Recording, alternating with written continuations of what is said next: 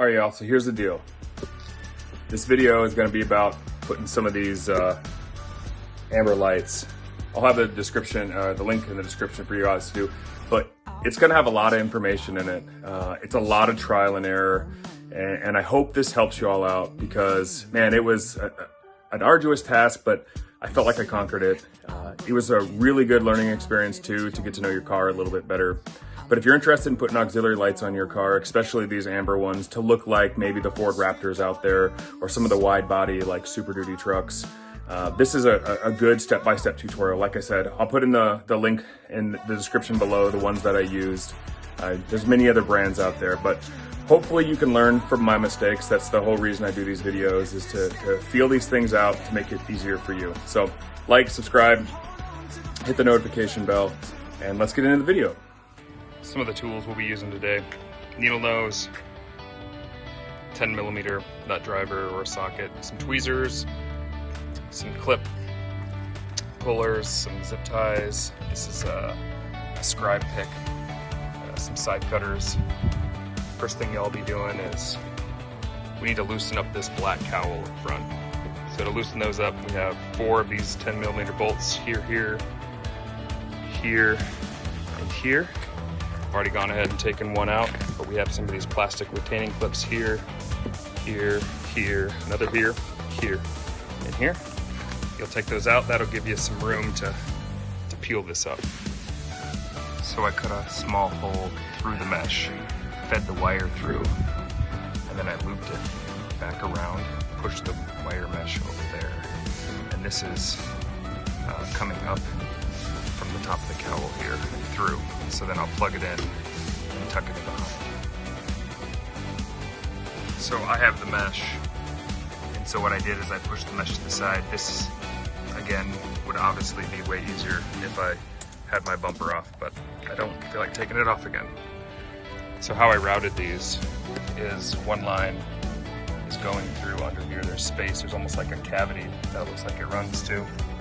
The next one in the middle goes down, and then the entire wire bundle, I pull this up, there's like a trough that sits under here, and the wire comes out this way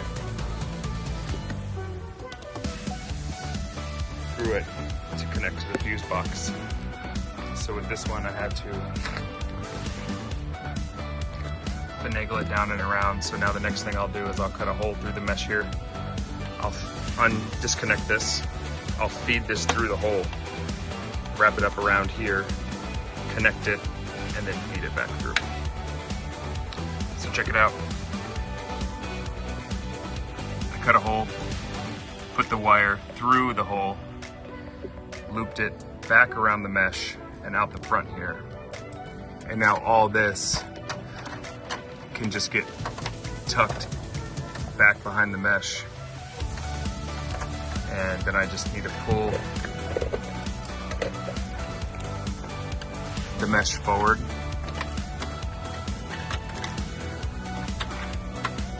Bending it back into place.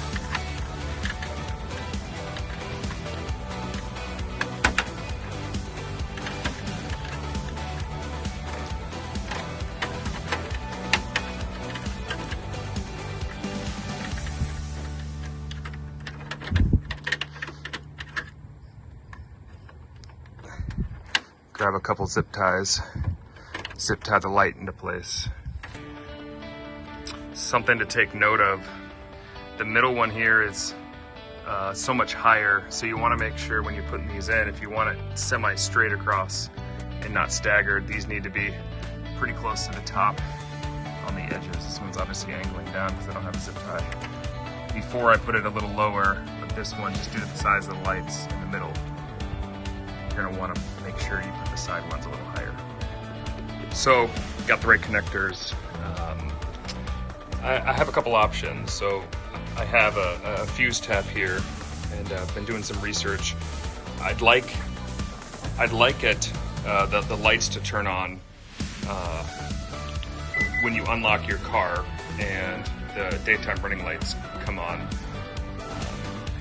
So a couple options for that. Module 3 inside and the driver's side fuse box. I've read in some forums that might be it, but I really don't want to go through the firewall to do that. So as I'm looking in here and looking in the fuse box, my first attempt is going to be right over here with this ACC switch with the keys to see if that works. If that one doesn't work, I'll do some more research to figure out maybe the other ACC might work for these 20 amps. But there's also the idea of the daytime running light plug is right here. And with this plug, if we take it out and look at it, there is 2 power wires, 2 hot wires here, and then there's also the ground wire, which is the black one on the bottom. When I meter this, they both are drawing some DC, but particularly the one that's on the inside, this middle one, when I unlock the car, it goes OL or open. So I'm guessing that probably the red one on the left with the red stripe is probably the one that I might want to maybe wire splicer tap into. So I'm going to try with the fuse tap first. I know we got to mess it around a little bit to figure out what side it needs to go on. And then for the ground, I have a pair of crimping pliers here. I used to be an electrician in the military. So not foreign to me, but definitely if you're not comfortable with electrical work, you might want to do some more research. But I have one of these terminal lugs here. They're heat shrink, so I'm going to heat shrink one of these. And then I'm going to attach it right underneath the ground here on the fuse box. And then the power wire that comes with it has a connector on it. I'm going to have to cut that off. And then I'll crimp it to that one. And so we'll see how it goes. So a couple things. I thought about using a fuse tap.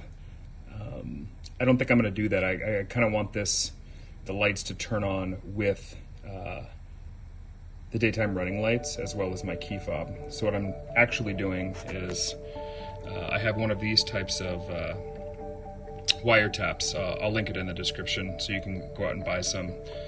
And the idea is the other end of it looks like this. That plugs into, it slides into here.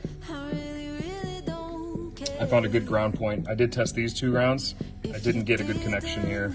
I'm not quite sure what's going on, but this one here to the chassis, that's where I'm gonna ground it. I've already, on the ground, I'm putting terminal lug like that to go over. These connectors here, like I said, that will link, these are heat shrink, so they will heat around it, but I also, because I don't want something paint in my engine bay, I ended up putting some electrical tape around it. Same thing I'll do with the white. Something to note though about these is these wires in here, yeah, the outside shielding may be 22 gauge, but the inside, I mean, there's just not a lot of wire on this product. So you have to crimp really, really hard or it slides out, or get different terminal lugs than the ones I listed.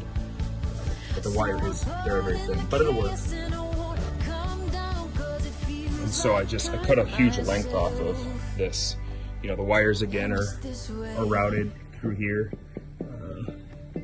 This is multimeter as I'm testing. But I routed it through, cut a whole bunch of it off, and then I'll zip tie it up and make it look nice and pretty. All right, there she is. Got the ground here, tapped in here. You can see I've plugged it in through the back. Take some electrical tape to get rid of some of this color here, make sure it's not moving anywhere. And we'll show you the final results. So as I'm driving to work today, as I was installing everything last night, I realized that the lights worked perfectly last night, but they didn't work today. And I think that's because I have my headlights on the auto mode. And so tapping into the white and black wire is for your auto or at night, or when your headlights are on. The red and white one must be your daytime running lights wire. So now everything's working fine. So I tapped into both of them. So all I did was run the original red wire up last night to the black and white, and then I put another tap down here on the red wire, and then ran another one to this one. I'll get everything taped up, but everything works good. So, after much trial and error, tying in to the daytime running lights, having 2 taps to both wires doesn't work. Reason being is if you didn't know this, when your headlights are on, your daytime running lights are on a low mode. Looks like they're flashing now, but that's just the camera. On a low mode. When you have your headlights off, your daytime running lights are very bright. So when you tap into both, this right side right here is always bright and that's always dim. Doesn't really work. So the way I figured out, and I'm not sure if every vehicle has these, but these side marker lights down here, mine is tinted out, but we have these side marker lights. And all I did was take all those fender clips out, and as I pull this back, you can unplug the light right here. 2 wires, a black and red, so black and red is your live. And so I'll get that all taped up back together. Now there is a zip tie kind of on the bottom that holds the cable, so I ended up cutting that zip tie off because it gives you more slack that you can tap into the wire. So now I'm going to untake these taps off. I have this one still tapped to the one at the bottom. I'll zip tie it up and I'll take the taps off these wires, tape them back up. And now with your key fob or your headlights, your center lights will come on. Remember though, if your headlights are off, then the yellow lights won't work because your side markers won't be on either. Got her all buttoned up. A couple things I missed. You may be tempted to try to pop this light out. You can get the top out, but I believe there's a screw on the bottom, so you're not going to be able to do it. And then also remember there's 2 clips down here to take out. So I wanted to kind of give one final update. Have the lights on. Tried a whole bunch of different things. Easiest way to tap in. So hopefully this is gonna help you out in your journey if you wanted to put any sort of auxiliary lights on, whether you like these or not. So, you know, we had the adventure of trying to tie into the daytime running lights. But if you tie into both of them at the same time, you essentially loop back the power, and so there is no high and low daytime running light. So if you were to tie into both the wires down here on the daytime running light, then these would work properly, so very bright during the day and dim at night with your headlights on, but these would always be dim because you're essentially tied the wires together, and so it's like one eye's winking at the other one. So that didn't work. The goal was to always have my amber lights on all the time, so I thought maybe if I tied in to these side markers, which are now not tinted, maybe that would help. Well, come to find out, those aren't on all the time either, so that didn't work. So now what do? So I ended up going back to the idea of using a wiretap. So my ground is still here. I am still I tied in here, took all my wiretaps off all these wires, did all of that, ran this up to a fuse tap here. These are micro fuses, so if you're buying these kits, I'll put links to them down in the description. So I tapped into here. That one is this one down here called power outlet. So it's the one right here that says power outlet. That's the power outlet in the car. So whenever the key's on and turned over, that will come on. So the problem that you're gonna have though, is you have this wire and you wanna put your cover back on. Well, that doesn't exactly fit or work, or you kink your wire pretty bad. So what I had to do is take some side cutters. You can maybe use a multi-tool and cut a notch. Well, then come to find out that the cover goes all the way down. So then you can see there's a bend in the wire there. So then what I had to do is notch out my cover. Well, that works, but went a little too far and now my fuse cover's cracked. Don't do what I did. You probably could just drill a hole right here, about halfway up right here, feed the fuse tap through. It would work out much better. These covers you can buy from a high-end Hyundai for 20 bucks, so I'll get a new cover eventually, plastic weld this. I'm not too concerned right now, but just take my advice, drill a hole here in your cover, feed it through, plug it in, and then do all of your wiring that you need to do. Now, with that being said, everything's buttoned up. Now, finally, the amber lights come on all the time, like I like them to, day or night, not dependent on the headlights. If there's a better way of doing it, drop it down in the comments. I think I'd be open to understanding that, but wanted to kind of give you how I've been running this for the last several weeks is just like that, and it's been running perfect.